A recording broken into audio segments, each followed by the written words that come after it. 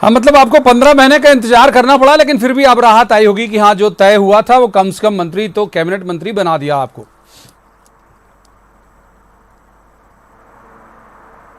देखिए तो भाई जी, हम आज से नहीं 1980 से विधायक हैं और कितनों बार हम विधायक का चुनाव लड़े। जी, मुझे पता है आप दिग्विजय सिंह जी की कैबिनेट में भी मंत्री थे। हमने कभी जी, मैं माइनिंग विभाग का मंत्री था, पीडब्ल्यू था, ऊर्जा विभाग था, पशुपालन था, ट्राइबल विभाग था। तो कभी ये मंत्रिमंडल में शामिल होना मेरा कोई प्राथमिकता नहीं रही है।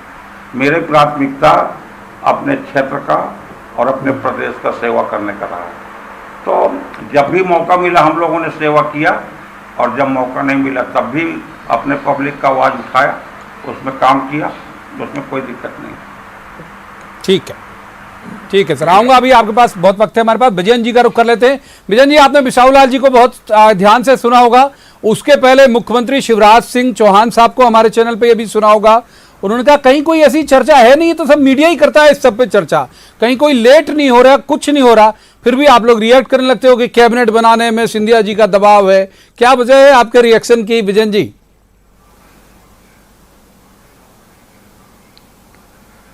देखिए, मैं हंसूं उसके पहले जितने लोग आपका चैनल देख रहे हैं कि वो गांव में बैठे हो चाहे शहर में बैठे हो, स्वाभाविक रूप से वो भी तीनों लोगों की बातों पे हंस रहे हैं। पहले तो हमारे मित्र, हमारे भाई मंत्री बन गए बिसाहू लाल जी, मैं उनको अपनी तरफ से बधाई देता हूं। हालांकि वो छड़क है, वो अलग बात है। और उन्होंने अभी हाल ही कहा कि मैं मंत्रिमंडल के पीछे परेशान नहीं हूं, मैं तो बहुत मंत्री उसमें रहा हूं, कई बार रहा हूं। तो जब मंत्रिमंडल के लिए भाई साहब परेशान नहीं थे तो फिर कांग्रेस छोड़ के क्यों चले गए? और अगर चले गए तो बता दें जरा, आप गृह परिवहन विभाग के मंत्री किस दिन बनने वाले हैं? तीसरी बात, ये हालात उस तरीके के हैं कि आज देश में चीन और भारत की सेनाएं आमने सामने खड़ी हैं, और मान लीजिए युद्ध शुरू हो जाए, और युद्ध शुरू होने पर भारत सेना के ब्रिगेडियर साहब ये कहें कि चीन के पास ज्यादा अच्छे हथियार हैं, इसलिए मैं भारत की सेना के साथ नहीं लड़ूंगा, मैं तो चीन के साथ जा रहा हूं, और चीन के साथ वो चले जाएं। सोचिए देश के क्या हालात होंगे और हमारे आपके ऊपर क्या गुजरेगी। वो स्थिति इन लोगों ने आज पैदा की है। उमा भारती जी ने कहा कि यहां मलाई का सवाल नहीं है, ये अनुशासन वाली पार्टी है।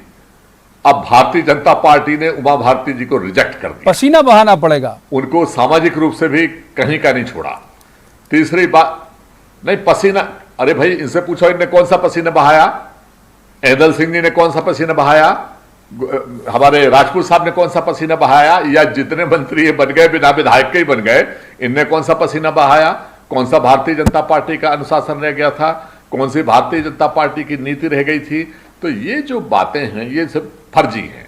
मुख्यमंत्री जी ने कहा कि ये सब केवल मीडिया की बातें हैं, वो तो मैं चाहूं जब मंत्रिमंडल कर लूं। अरे 100 दिन में आप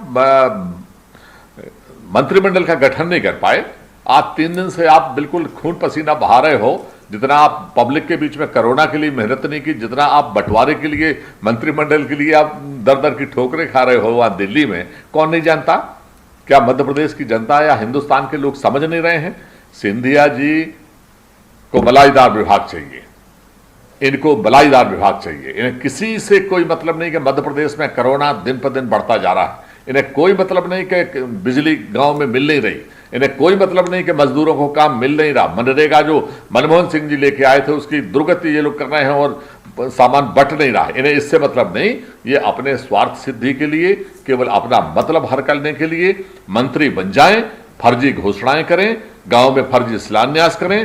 पैसा इनके पास है नहीं, जो 1.5 साल में हम लोगों ने इकट्ठा किया था वो भी अब ये बंदर बांट करने में लगे हैं। और फर्जी जीरो देखना, आप बजट आएगा जीरो 1 रुपये का दिखा के, और जितने मंत्री हैं सबके यहाँ पे शिलान्यास ठोक देंगे। तो ये जो फर्जी बातें कर रहे हैं, चंबल वे की बात आज आ रही है। मैं आपसे पूछता हूं, चंबल वे क्या मोदी साहब लेके आए?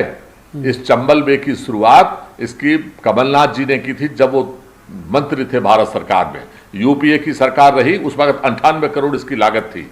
यूपीए की सरकार आई, 1 पैसे का प्रावधान इन लोगों ने नहीं किया।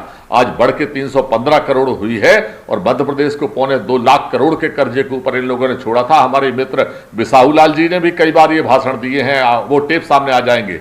और आज अभी हम लोग अमृत योजना में इस योजना को शुरू कर रहे थे।